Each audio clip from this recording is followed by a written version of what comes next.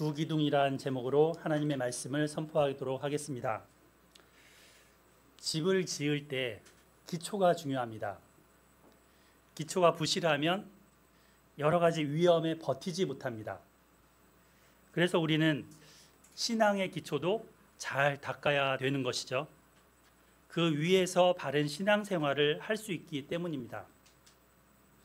다윗은 성전의 기초를 마련한 사람입니다. 지난주에 오늘과 같이라는 제목으로 솔로몬한테 또 백성들한테 하나님을 잘 섬기도록, 그리고 그들이 주의 계명을 지키도록 권면한 다윗을 보았습니다. 오늘과 같이 해라. 네. Like today. 네. 기억나시죠? 이렇게 다윗이 기초를 준비를 했는데, 그랬다면 이 기초 위에 이제 기둥을 세우고 지붕을 덮는 그런 일을 하는 사람이 솔로몬입니다. 이 다윗과 솔로몬의 관계를 제가 우리나라 이조시대 때 두 왕의 이야기로 비유를 했었습니다. 기억나시죠? 태종 이방원과 세종대왕. 네. 여기 1세대, 신앙의 1세대인 분들이 대다수죠. 우리 서인자매님은 신앙의 2세대, 우리 변은미 권사님도 신앙의 2세대. 근데 대부분은 신앙 1세대들입니다. 신앙 1세대는 가정에서 믿음의 기초를 다져야 되기 때문에 참 신앙생활하는 게 순탄하지 않습니다. 우리 양정우 집사님 그러시죠? 네. 어려움이 많습니다. 박해를 받기도 하고 또 외롭기도 합니다. 다윗이 그랬습니다. 신앙 1세대로서의 기초를 닦는 삶을 살았기 때문에 고난이 많았고 그런 어려움들을 다 겪었습니다. 하지만 그 신앙의 기초를 닦은 위에 말씀 위에 잘 다져놓으면 신앙 2세대는 많이 수월합니다. 그래서 수월하게 평안하게 하나님을 섬길 수 있습니다. 아브라함하고 이삭을 봐도 그렇습니다. 다윗과 솔로몬이 또 그런 관계입니다. 여기 기초를 다진 다윗, 거기에 세우는 솔로몬. 오늘부터 이제 솔로몬이 이 다윗 성전의 기둥을 세우는 것을 보고자 합니다. 열왕기를 살펴보신 분이 있다면 솔로몬에 대해서 어떤 생각이 있으십니까? 좋은 사람 아니면 별로 안 좋은 사람? 좀 좋은 사람이었다가 별로 안 좋아진 사람, 이렇게 인식할 겁니다. 왜냐하면 말년에 수많은 이방 여인들과 정략 결혼하면서 그 이름도 다 기억 못할 만큼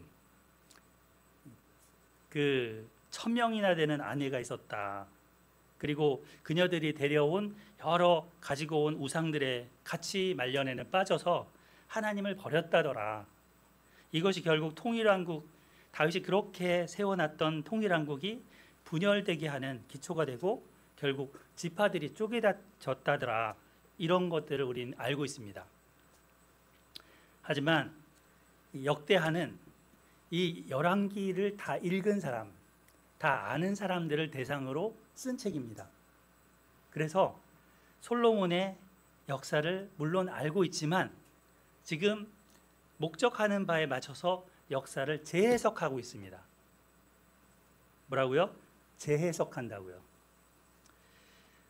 소소히 반복을 이것저것 다 하지는 않습니다. 초점이 어디가 있냐면 성전과 예배의 회복에 가 있습니다. 이것을 위해서 솔로몬이 산 부분만 추려서 정리하고 제시합니다. 그 바벨론에서 포로되어 있다가 돌아온 백성들이 그들도 지금 뭐가 지금 당면 과제냐면 성전 건축이 당면 과제죠. 솔로몬처럼 그 사명이 주어졌습니다. 페르시아 국왕인 고레스가 하나님의 명령이라고 하면서 가서 성전을 건축하라 그러면서 여러 가지 재물까지도 주었습니다. 마지막 역대하 맨 마지막 장 한번 보겠습니다. 마지막 장 마지막 절, 역대하 36장 22절 23절인데요. 이승태 목사님 한번 읽어주시겠습니까? 아사르고레스 왕 명령을 여호와께서 예레미야의 이름을 전하시더니 보시려고 여호와께서 아사르고레스 왕의 마음을 감동시키시매 그가 온 나라에 분포도 하고 조선을 이끌고 아사왕 고레스가 요구하니 하늘의 신 여호와께서 시간 만물을 내주셨고 나에게 명령하여 유다 예루살렘에 성전을 건축하라고 하셨느니 너희 중에 그의 백성들 중에 아브라함처럼 너희 하나님 여호와께서 함께하시기를 원하노라 하셨다. 아멘. 네. 이 역대기는 이렇게 솔로몬의 성전 건축으로 시작해서 마지막 성전 건축하라라는 명령을 받은 백성들, 그들에게 주어진 사명으로 끝납니다. 에스라서가 또 이걸로 시작하죠. 네, 이 구절로 똑같이 시작하는데, 그래서 역대기 기자는 그 성전 건축에 사명을 받은 백성들을 향해서 이 역사 기술을 했습니다. 그러니까 열왕기에 나온 솔로몬의 여러 잘못했던 행적들은 많이 쓸 필요가 없었던 거죠. 목적하는 바가 다르니까. 그리고 지금 돌아온 백성들이 대부분 유다 지파, 베냐민 지파라는 남유다 출신들입니다. 바벨론에서 포로되어 있다가 돌아온 백성들이 대부분 이 지파들이기 때문에, 또 다윗 왕조의 후손들이기 때문에 그들에게 초점이 있습니다. 그래서 열왕기에는 북왕국과 남왕국이 번갈아가면서 왔다 갔다 역사 기술이 되고 있다면, 역대기는 남왕국 위주의 역사 기술입니다. 북왕국은 그 정말 필요할 때, 정말 그 남왕국의 사건을 다루어야 하는 부분의 중요한 부분일 때 다룹니다. 그래서 역대하를 보는 우리의 시각도 이 역대기 쓴 기자의 마음으로 보아야 되는 거죠. 자, 그래서 오늘은 솔로몬이 세운 두 기둥이라는 제목으로 우리에게 또 어떤 신앙의 기둥을 세워야 될지 그것을 살펴보도록 하겠습니다. 첫 번째 기둥은 지혜와 지식의 기둥입니다. 첫 번째 기둥 같이 읽어볼까요? 시작. 지혜와 지식. 네, 우리 1장 1절을 함께 보겠습니다. 다윗의 아들 솔로몬의 왕위가 견고하여 가며 그의 하나님 여호와께서 그와 함께하사 심히 창대하게 하시니라. 지금 다윗의 아들 솔로몬이다 이러면서 그 이름을, 명칭을 시작하고 있는 걸 보면 이 역대상의 다윗을 계승하고 있는 이야기로 끌고 오는 거죠. 다윗의 신앙, 그리고 다윗이 받았던 약속, 다윗의 부탁과 명령, 이 모든 것을 이어받은 솔로몬, 그 아들 솔로몬이 왕으로 다스린다라고 시작합니다. 그는 그저 한 이스라엘이라는 국가의 왕이 아닙니다. 역대상에서 봤죠? 하나님이 그를 자기 아들 삼겠다고 그랬어요. 그는 내 아들이다. 예. 그리고 나는 그의 아버지가 되겠다. 그리고 나의 나라를 맡기겠다 하셨습니다. 그래서 하나님의 아들로서, 하나님 나라에서의 대리 통치자로서 지금 왕으로 다스리게 됩니다. 하나님은 그와 함께 하시고 여기 심히 어떻게? 창대하게 하셨다. 설자면 창대하게 하셨다. 단어 조금 어렵죠? 한자말이라. 예. 크게 하셨다. 창대하해서 많은 사람들이 솔로몬 하면 우러러보는 거예요. 우와, 저분. 예. 그런 존재가 되게 하신 겁니다. 예. 그저 이렇게 자기가 높아지려고 해서 높아진 게 아닙니다. 하나님이 높여주셔서 높여진 거죠. 높여진 거죠. 하나님께 달렸습니다. 높고 낮아지는 것은. 스스로 자기를 스스로 높이려고 하면 어떻게 돼요?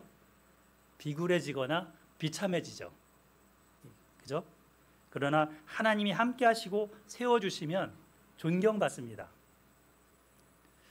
솔로몬은 이 하나님이 함께 하심으로 창대하게 됐을 뿐 아니라 다윗의 후광을 받고 있습니다. 그 아버지의 후광. 아버지 다윗은 너무나 위대한 왕이었죠. 예. 근데 한편에서는 부담도 참 많았을 겁니다. 왕으로서 나라 안팎의 여러 가지를 해결해야 되는 문제들이 산적하니까요. 이번 주에 아주 큰 사건이 터졌죠. 관료들이 지금 머리를 많이 싸매고 아플 겁니다. 관세 협상 문제에 이어서 미국에서 불법 이민 체류자라는 것으로 한국인들 수백 명을 대거 체포해서 구금했으니까요. 우방국으로서 이렇게 한 전례는 없는 일이라고 합니다. 정말 벌어져서는 안 될 일에 모두들 당황하고 있습니다. 사람이 모인 곳에는 사건과 사고가 터지지만 일단 지도자들은 책임이 있기 때문에 이 문제를 위해서 전문가들을 부르기도 하고 서로 의논도 하면서 해결책을 찾아 나갈 것입니다. 이 이스라엘이라고 이런 게 없을까요? 이스라엘이라고 이 문제가 안 터질까요? 솔로몬 당시에도 여러 가지 문제들이 많을 겁니다. 그래서 아마도 평범한 그냥 보통 사람이라면 유능한 신하들을 불러 모아놓고 회의도 하면서 국방을 튼튼히 하고 경제 정책을 세우고 뭐 이런 일들이 우선이었을 겁니다. 그런데 솔로몬의 첫 행보가 다릅니다. 전혀 다릅니다. 우리 1장 3절부터 6절까지 양정훈 집사님 읽어주실까요? 솔로몬이 온 회중과 함께 기본 성경으로 갔으니 하나님의 회막 곧 여호와의 종 모세가 광야에서 지은 것이 거기에 있습니다. 다윗이 전에 예루살렘에서 하나님의 궤를 위하여 장막을 쳐두었으므로 그 궤는 다윗이 이미 기란 여호와의 모사부터 그것을 위하여 준비한 곳으로 되어 먹었고 옛적에 후레 손자 우리의 아들 부살렐이 지은 못 지단은 여호와의 장막 앞에 있더라. 솔로몬이 회중과 더불어 나아가서 네, 감사합니다. 솔로몬은 이제 정치적인 숙청이나 군사적인 행동 이런 것 대신에 온 이스라엘의 지도자들을 모두 불러 모아서 기브온 산당으로 갔습니다. 그곳에서 하나님께 1000마리 희생의 번제를 드렸습니다. 이 번제는 단순히 그냥 제사를 1000번 드린 게 아니고 1000마리의 희생 제물을 단번에 한 번에 드린 엄청난 규모의 제사였습니다. 양이나 소를 한두 마리 잡아도 큰 건데, 그죠? 엄청난 희생의 피가 그 제단에서 흘렀죠. 근데 이것을 그는 무슨 투자를 해서 하나님께 돌려받으려는 의도로 하나님께 거래의 목적으로 그렇게 한 것이 아닙니다. 하나님, 제가 이만큼 드리니까 복을 이따만치 주세요. 뭐 이런 흥정이 아니었습니다. 이것은 솔로몬의 전적인 헌신과 신앙 고백입니다. 하나님, 이 나라는 제게 아닙니다. 하나님 것입니다. 저의 왕위도 하나님이 주신 겁니다. 제 모든 것을 다 드려서 하나님 한 분만 섬기겠습니다. 이런 고백이 담겨 있는 겁니다. 왕이지만 한 인간으로서, 한 죄인으로서 제사를 드림으로 속죄를 받고자 하는 그 마음으로 하나님께 드린 거죠.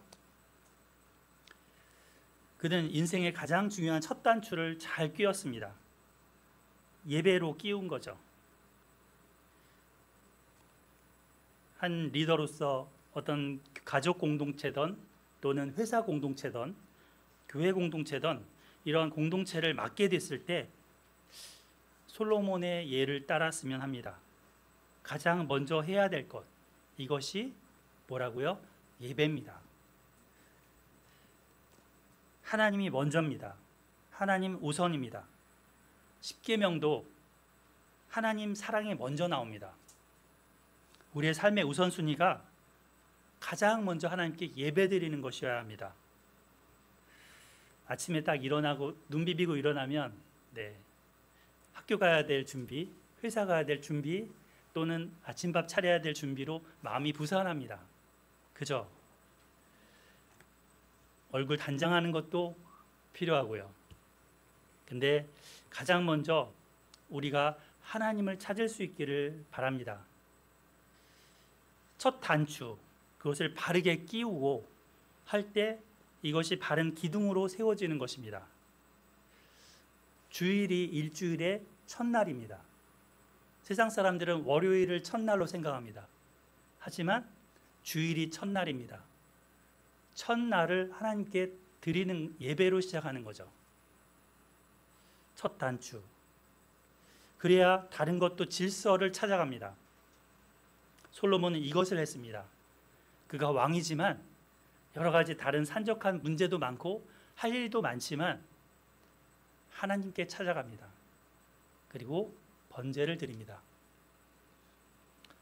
그날 밤 하나님께서 솔로몬에게 나타나 말씀하십니다.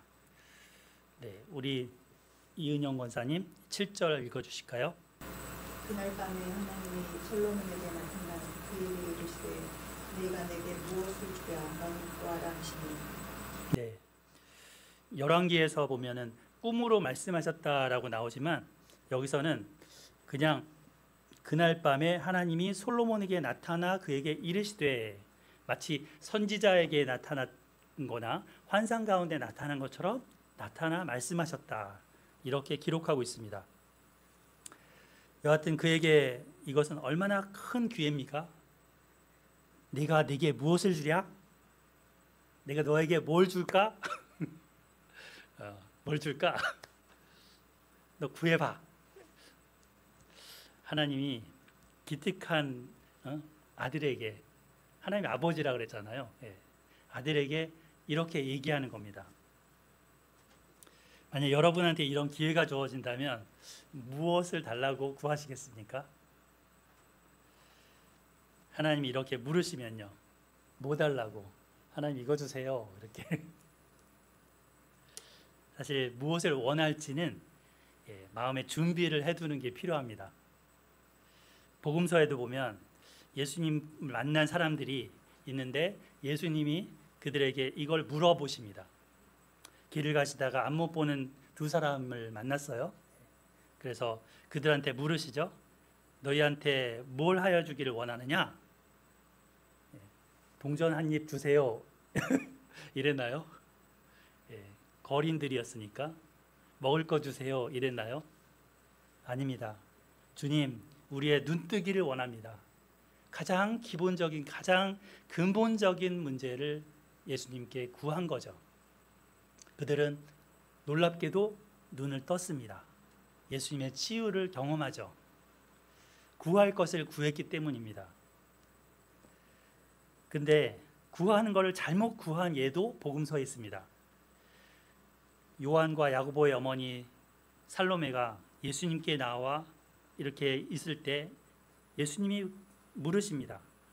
네가 무엇을 원하느냐? 이거는 뭘 줄까? 이거죠. 나의 이 두 아들을 주의 나라에, 하나는 주의 우편에 하나는 좌편에 앉게 명해 주세요. 이 어머니는 자식에 대한 모정으로 이걸 구하고 있습니다.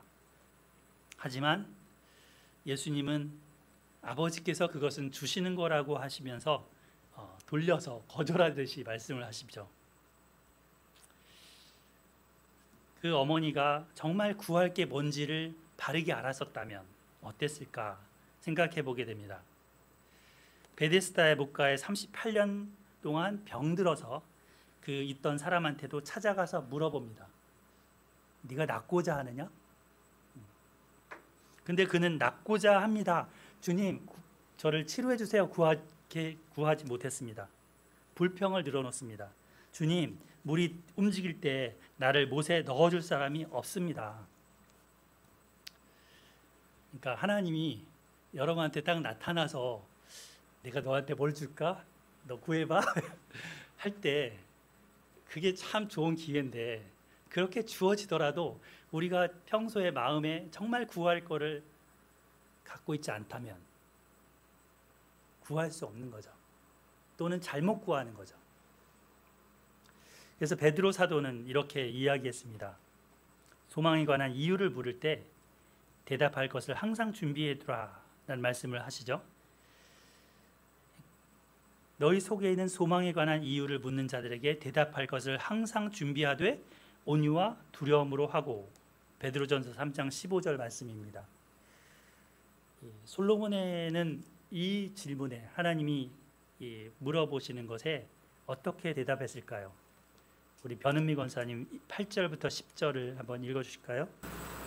솔로몬이 하나님께 말하되 주께서 전에 큰 고뇌를 내 아버지 다윗에게 베푸시고 내가 그를 빚으며 왕이 되게 하셨사오니 여호와 하나님과 전하건대 주 주는 내 아버지 다윗에게 허락하신 것을 이제 이행하옵소서. 주께서 나를 땅의 풀같이 많은 백성의 왕으로 삼으셨사오니 주는 이제 내게 지혜와 지식을 주사 이 백성 앞에서 태익하게 하옵소서. 이렇게 많은 주의 백성을 무관히 재판하리이다. 아멘. 네. 솔로몬이 구한 기도에 대한 요구는 기도 요청은 두 가지입니다. 두 가지인데 첫 번째 구한 게 9절에 나옵니다.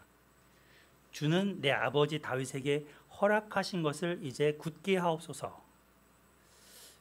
우리는 보통 지혜를 구한 것만 기억하잖아요. 근데 솔로몬은 먼저 이것을 구했었습니다. 다윗에게 허락한 것을 굳게 해달라는 요청이죠.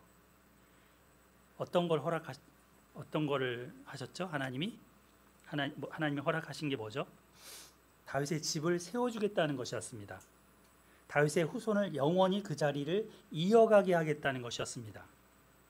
그리고 그 다윗의 후손을 통해서 하나님의 집을 짓게 하고 곧 하나님의 나라를 세우겠다 하셨습니다. 그거를 이제 굳게 하옵소서 하는 거죠. 다윗 언약이라고 했던 그 하나님의 언약, 허락하신 것을 굳게 이루어 달라 요청합니다. 이게 너무너무 중요합니다. 지금 이 역대하를 듣는 1차 독자들인 그 포로 귀환 공동체도 다윗 언약을 붙잡고 예루살렘에 왔습니다. 그래서 하나님께서 이루실 그 나라를 소망하면서 재건 활동을 합니다. 하나님이 다윗에게 허락하신 것을 굳게 해주시기를 그 1차 독자들도 원하고 소망하는 거죠. 그들도 구했을 겁니다. 이 솔로몬처럼.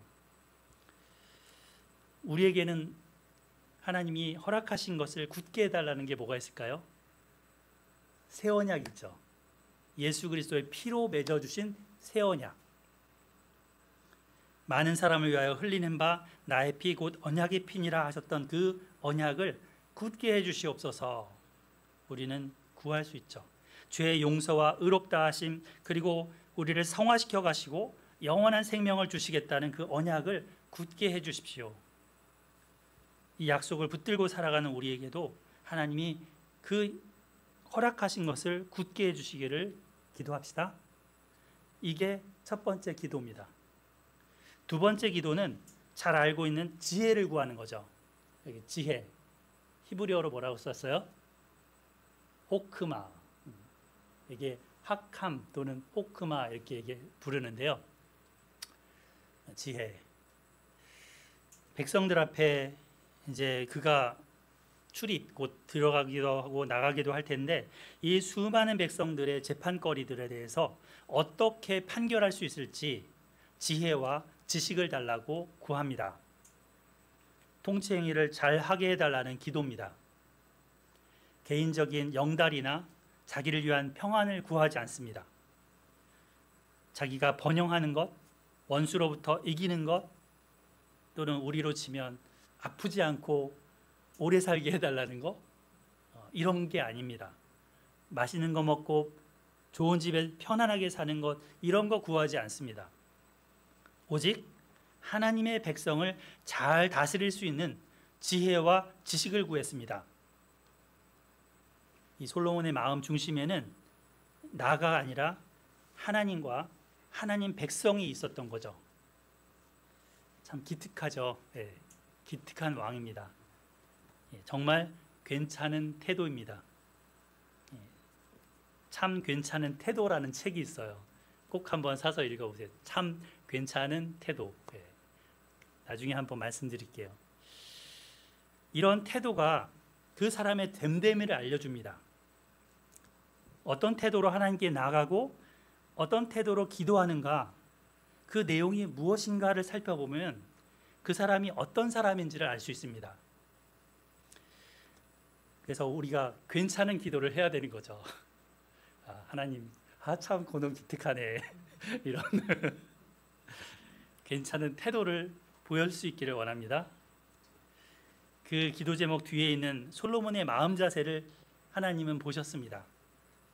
그리고 그 기도 제목에다가 보너스라고 하죠.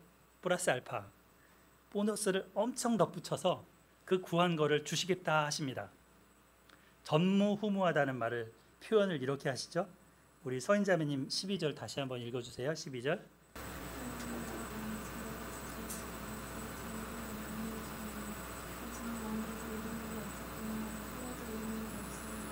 네, 이게 전무후무하다는 얘기죠. 이런 일이 전에도 없고 후에도 없을 것이다. 솔로몬 이전에는. 네. 그러면서 이 하나님이 주신다 하십니다. 이게 앞서서 1000마리의 번제를 솔로몬이 드렸기 때문에 받아낸 투자에 대한 보답일까요? 서인자매 어떻게 생각하세요? 1000마리 드렸으니까 하나님이 지혜와 지식도 주시고 이것도 주시고 저것도 주신 걸까요? 어떻게 생각하세요? 대답이 없네. 예, 아닙니다. 하나님의 일방적인 은혜고 솔로몬의 그 갸륵한 기도 때문입니다. 잘 알다시피 부흥사들이 헌금을 강조할 때 쓰는 그 1000번째 헌금의 이유가 전혀 아닌 거죠. 이렇듯 하나님의 마음을 왜곡하면 큰일 납니다. 여하튼 하나님께서는 솔로몬 너의 백성이 아닌 누구라 그래요? 내 백성이라고 여기 얘기하십니다. 그죠? 거기 11절 중반에 나와요. 내가 네게 다스리게 한 내 백성을, 하나님의 백성을, 그 백성을 위해서 기도한 그것에 대해서 기특하다 하시는 거죠. 지혜를 주시는데 엄청난 지혜와 지식을 주십니다. 사랑하는 성도 여러분, 하나님께서 내가 너한테 뭘 줄까 할 때 대답할 기도 제목을 갖고 계십니까? 이거 주세요.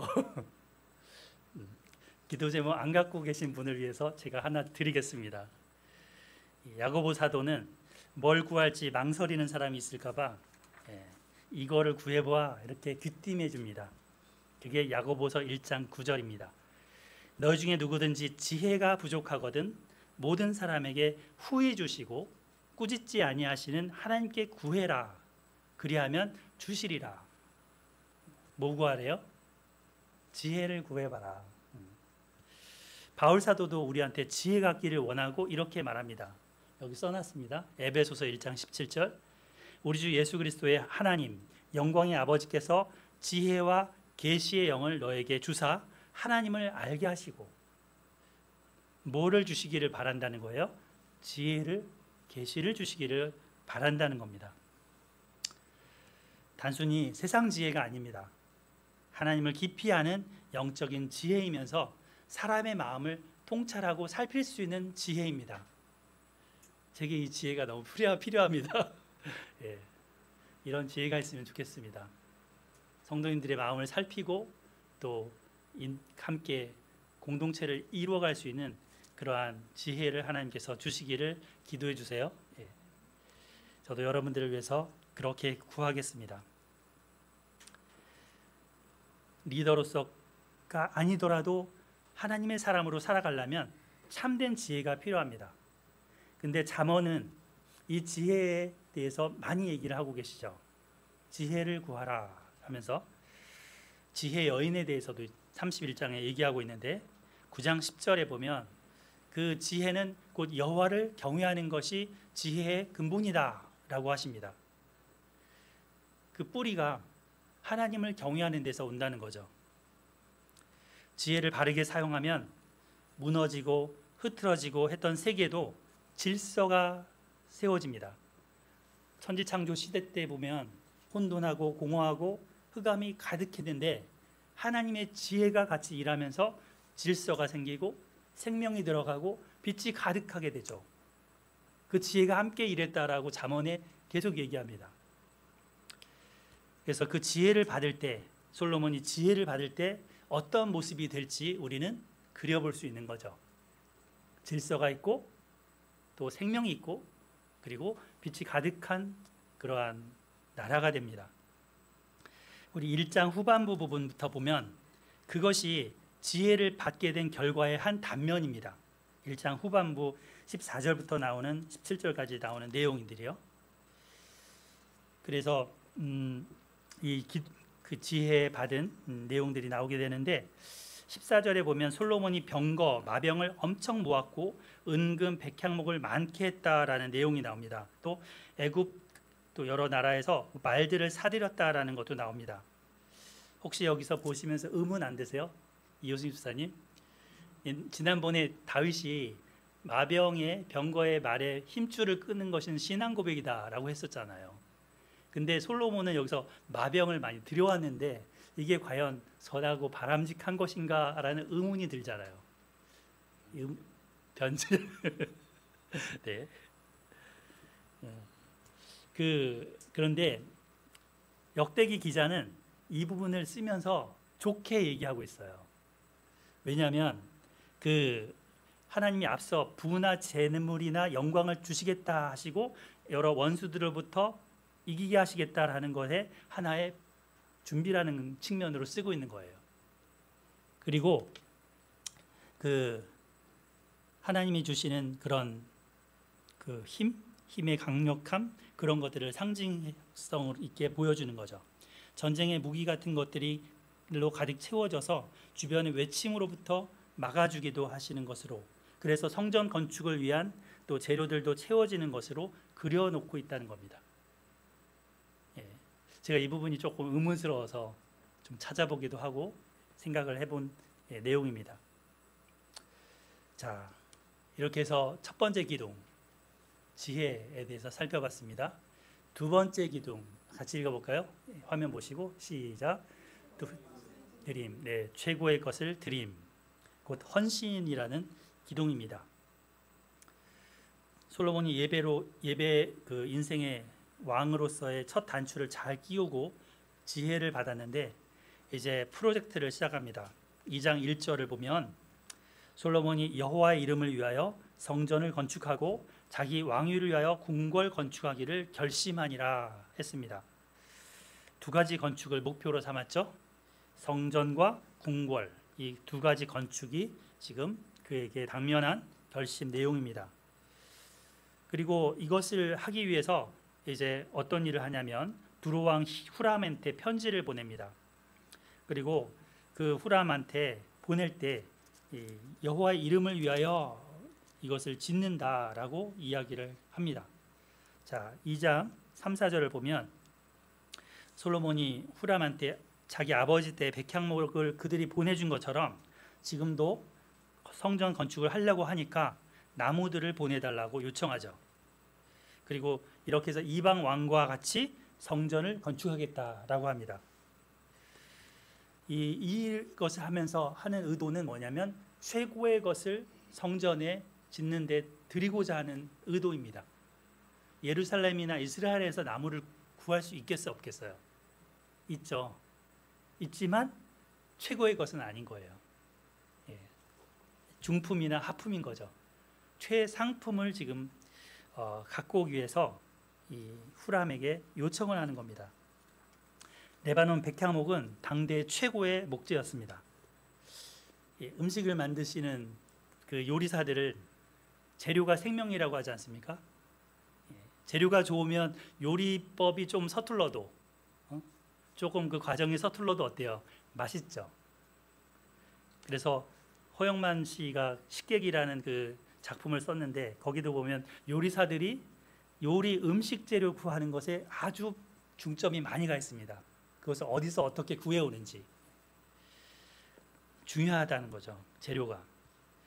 그래서 쭉쭉 곧게 뻗어나가고 아름드리 큼직한 나무들, 이 나무들을 이렇게 공수해 오려고 합니다. 이외에도 막대한 양의 금과 은과 놋과 당시 최고 재료들을 사용하고자 합니다. 솔로몬이 하고자 하는 것은 최고의 드림, 최고의 헌신입니다.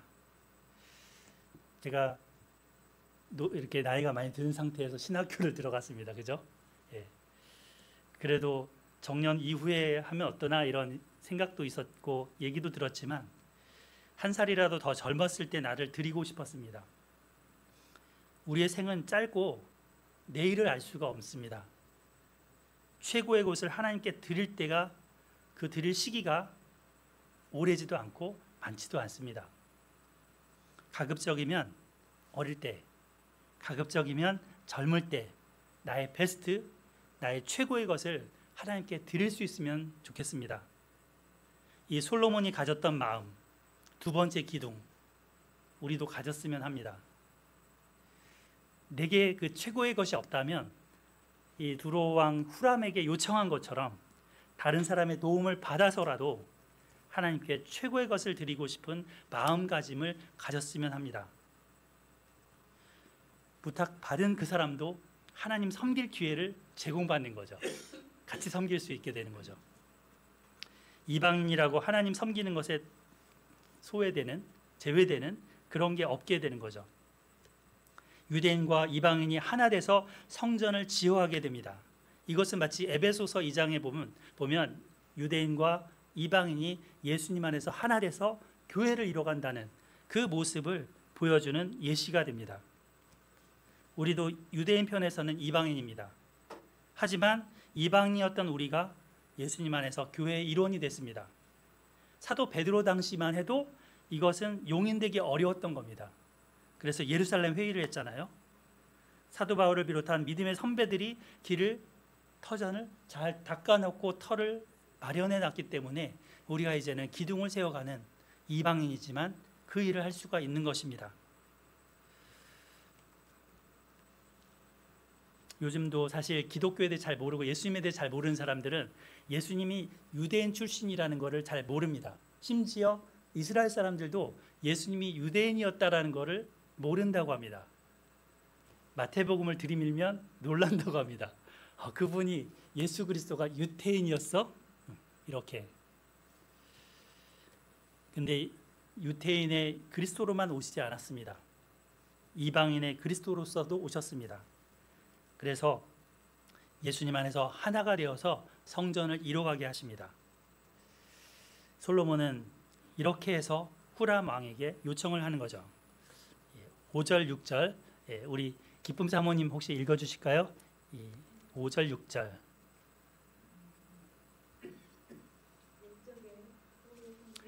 이 장 5절 6절입니다.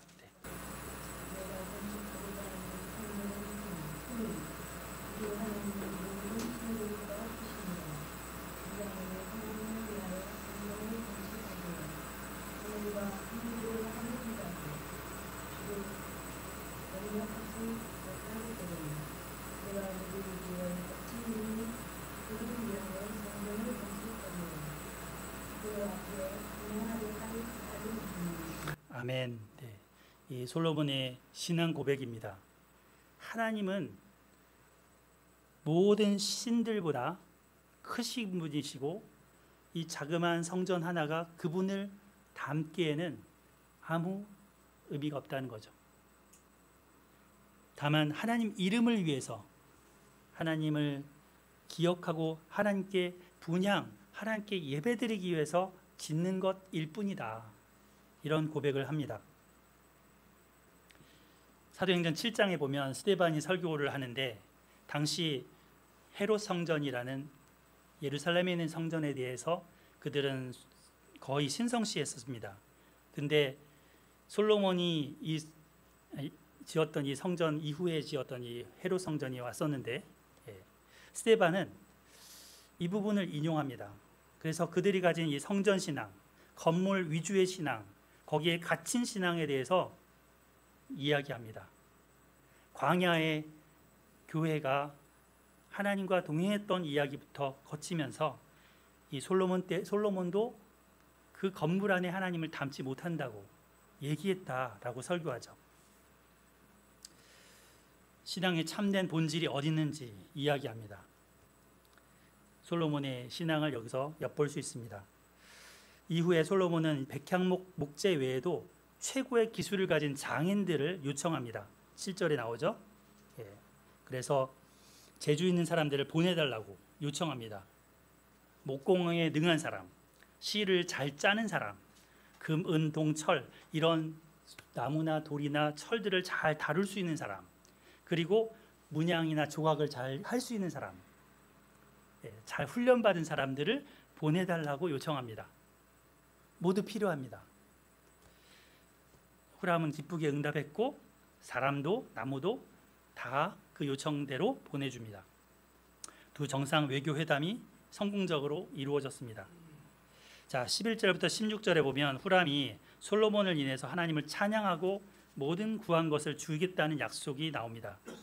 14절에 말한 것처럼 그는 한 사람을 보내겠다 했는데 이 사람은 호녀라예요. 그죠? 어머니는 이스라엘, 아버지는 두로, 이 사이에서 태어난 호녀랍니다. 그 사람도 오게 되고요. 약 15만 명의 이방인들이 와서 일을 합니다. 짐도 지고요. 벌목도 나무도 자르고요. 또 감독도 합니다. 수많은 이방인들이 예루살렘에서 성전을 건축하는데 돕습니다. 자, 3장을 잠깐 보고 마무리하겠습니다. 3장 1절 우리 다 같이 3장 1절 읽어보겠습니다. 시작. 솔로몬이 예루살렘 모리아 산에 여호와의 전 건축하기를 시작하니 그곳은 전에 여호와께서 그의 아버지 다윗에게 나타나신 곳이요 여호와의 사람 여부스 사람 오르난의 타작마당에 다윗이 정한 곳이라. 아멘. 이 예루살렘에는 하나의 그 산을 이렇게 모리아 산이라는 곳으로 얘기를 하고 있는데 모리아 하면은 아브라함 생각나시죠?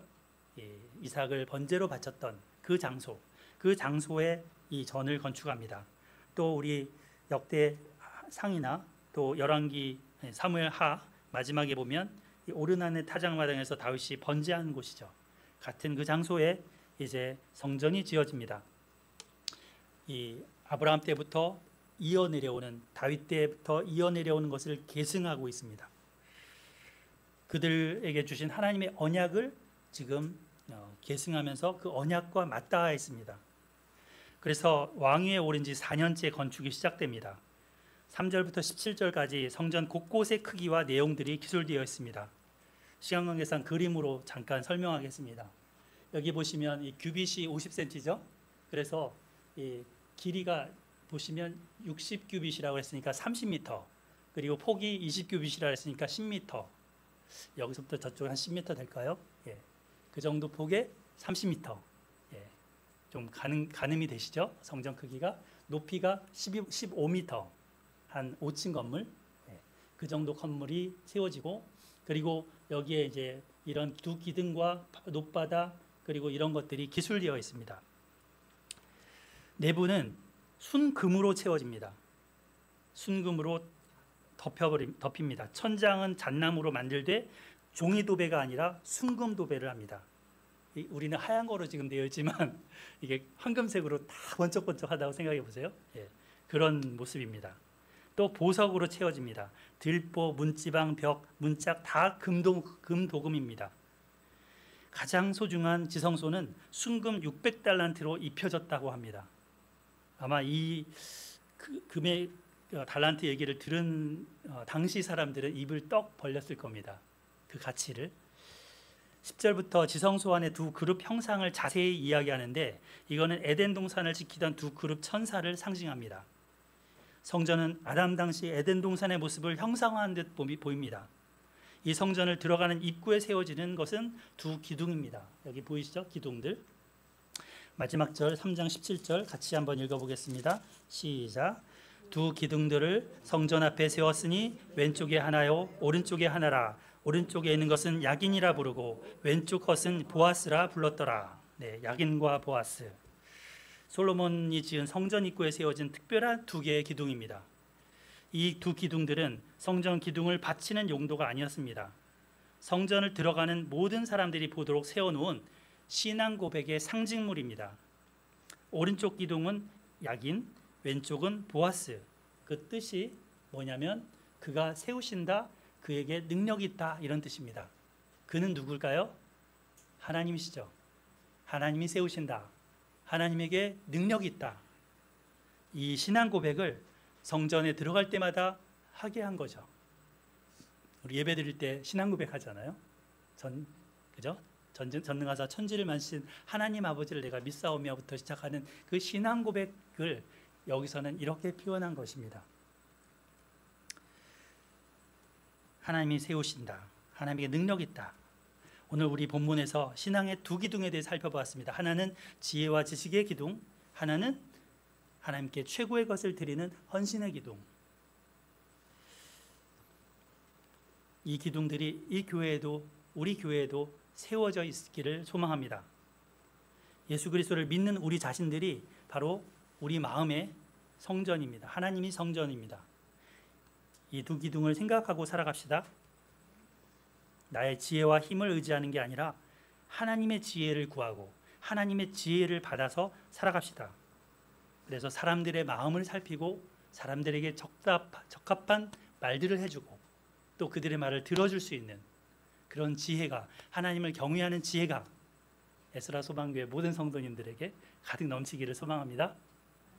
그리고 최고를 드릴 수 있는, 최고의 것을 자발적으로 드릴 수 있는 그런 기쁨의 예배를 우리가 드리는 삶이 되기를 소망합니다. 마지못해서 억지로 목사님이 하라고 한다고 이런 것이 아니라 정말 내 짧은 생에 얼마 살다가 가지 못할지라도 최고의 것을 드리면서 살겠다라는 그 신앙 고백으로 우리가 두 기둥을 세워가면서 살아가기를 소망하고 축복합니다. 아멘. 우리 3장 17절 읽고 기도하겠습니다. 3장 17절 시작. 그 두 기둥을 성전 앞에 세웠으니 왼쪽에 하나요 오른쪽에 하나라. 야긴이라 부르고 왼쪽 것은 보아스라 불렀더라. 아멘. 사랑하는 하나님 아버지, 우리의 삶 속에 하나님 함께 하시고 내가 너에게 뭘 줄까? 너는 구해봐 하시는 것을 감사합니다. 하나님, 솔로몬이 구했던 그 지혜를 우리도 구합니다. 야고보 사도가 권면했던 그 지혜를 구합니다. 하나님을 경외하는 지혜, 사람의 마음을 살피는 지혜, 적절한 말을 할 수 있는 지혜, 이 세상 가운데 하나님의 뜻대로 살아갈 수 있는 지혜와 지식을 주시옵소서. 하나님, 그리고 솔로몬이 드렸던 그 최고의 것을 우리 삶에 드리면서 정말 하나님 기뻐하시는 우리의 삶이 되게 하여 주시고 교회가 되게 하여 주시옵소서. 하나님, 아무 자격 없고 쓸모없는 이방인으로 이 땅 가운데 살다가 지옥의 땔감으로 갈 수밖에 없던 저희들을 예수님의 피로 구원하여 주시고 하나님의 백성 삼아 주시고 예배드리며 믿음으로 살도록 인도해 주셔서 참으로 감사합니다. 늘 이 은혜를 기억하면서 우리가 두 기둥을 세우며 살아갈 수 있도록 늘 인도해 주시옵소서. 감사하고 예수님의 이름으로 기도합니다. 아멘.